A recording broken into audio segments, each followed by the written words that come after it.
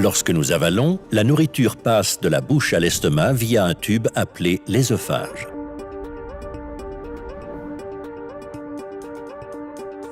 À la jonction de l'œsophage et de l'estomac, la nourriture traverse un anneau musculaire appelé sphincter œsophagien inférieur. Normalement, le sphincter œsophagien inférieur ne s'ouvre que pour permettre le passage de la nourriture et des liquides. Il est fermé le reste du temps pour contenir l'acide gastrique. L'acide gastrique joue un rôle important dans le système digestif. Il tue les micro-organismes et permet de digérer et d'absorber les protéines, les vitamines et les minéraux de la nourriture. La quantité d'acide est régulée par les signaux du cerveau ainsi que par les hormones produites par d'autres organes. La paroi de l'estomac peut tolérer des niveaux élevés d'acidité, mais d'autres parties du système digestif ne le peuvent pas. La fermeture du sphincter œsophagien inférieur est essentielle pour empêcher l'acide gastrique d'endommager d'autres tissus. Dans certains cas, le sphincter œsophagien inférieur ne parvient pas à se fermer complètement, provoquant la remontée du contenu acide de l'estomac dans l'œsophage ou même parfois dans la bouche ou les poumons. On appelle cela la régurgitation.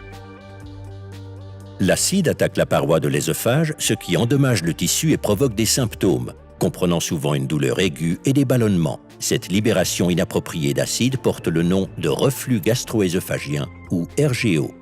Le sphincter peut ne pas parvenir à se fermer pour différentes raisons, comme une mobilité œsophagienne insuffisante, l'incapacité à se débarrasser de la substance acide, un retard de la vidange gastrique, ce qui exerce une pression sur le sphincter, ou l'existence d'une hernie hiatale.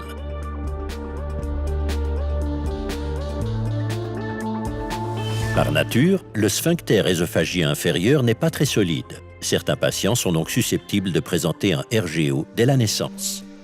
De nombreux facteurs externes qui peuvent s'influencer l'un l'autre peuvent également augmenter le risque de RGO, y compris l'obésité, la consommation de tabac, d'alcool et le régime du patient. Le RGO est plus fréquent pendant la grossesse, mais les symptômes disparaissent généralement après la naissance du bébé.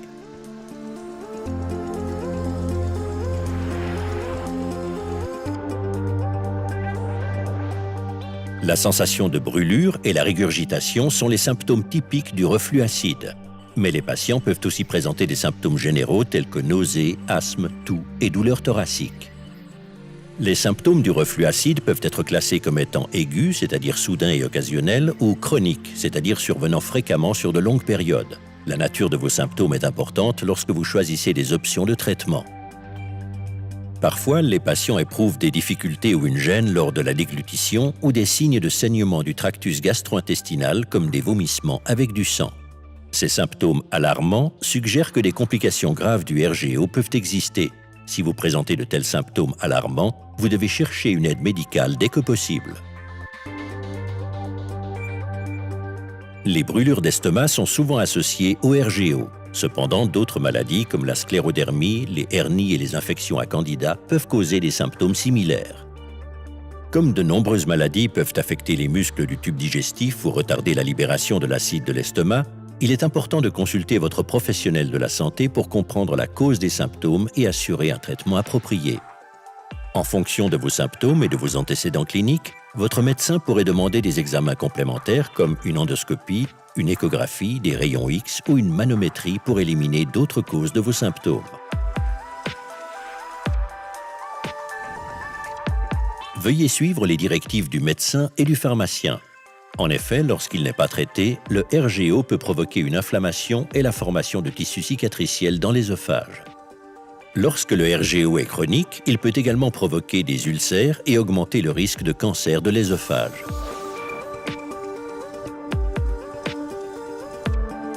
Des mesures peuvent être prises pour réduire le risque de RGO ou la gravité des symptômes, y compris perdre du poids et réduire ou arrêter la consommation de tabac et d'alcool. L'association entre le RGO et les facteurs alimentaires peut varier selon les individus. Si vos symptômes de RGO apparaissent suite à la consommation d'un certain type de nourriture ou de boisson, alors les supprimer de votre régime pourrait s'avérer bénéfique.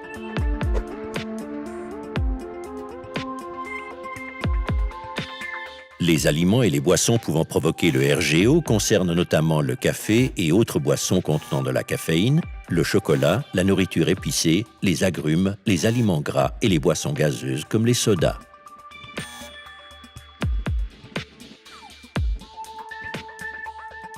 D'autres mesures peuvent être prises par les patients pour réduire le risque de RGO. Si vous présentez un RGO la nuit, dormir avec la tête en position surélevée et éviter les gros repas 2 ou 3 heures avant d'aller dormir pourrait vous aider.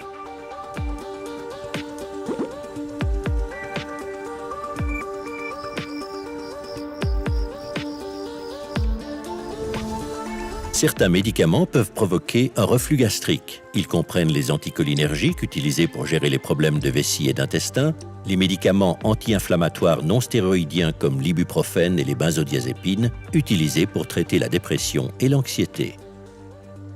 Votre médecin peut vous indiquer les médicaments qui provoquent le RGO et vous proposer une dose ou un médicament différent si nécessaire.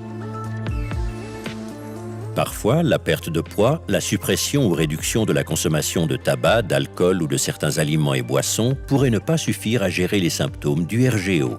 Si ces mesures ne permettent pas d'améliorer les symptômes de RGO, différents types de médicaments sont disponibles. Ces médicaments réduisent l'acidité de l'estomac et soulagent les symptômes du RGO. Veuillez consulter votre médecin ou votre pharmacien pour les médicaments appropriés. La durée de votre traitement dépendra de la façon dont vous répondez au traitement. Pour certains patients, un traitement médical à long terme est nécessaire pour gérer le RGO et soulager durablement les symptômes.